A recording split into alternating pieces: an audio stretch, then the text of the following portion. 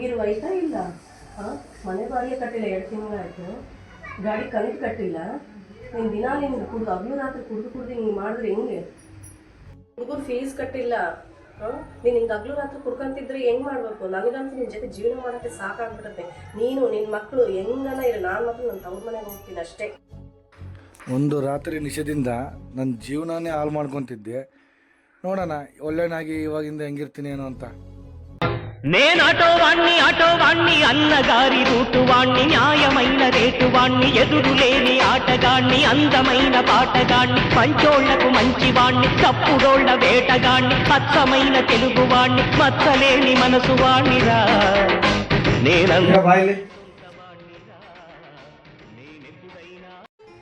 ತಗ ದುಡ್ಕೊಂಬಂದಿನಿ, ಎಷ್ಟಾಗುತ್ತೆ ಅಷ್ಟು ನನ್ನ ಕೈಯಲ್ಲಿ ಎತ್ತಿಟ್ಟು ಹುಡುಗರಿಗೆ ಮನೆ ಸಂಸಾರಕ್ಕೆ ನೋಡ್ಕೊ.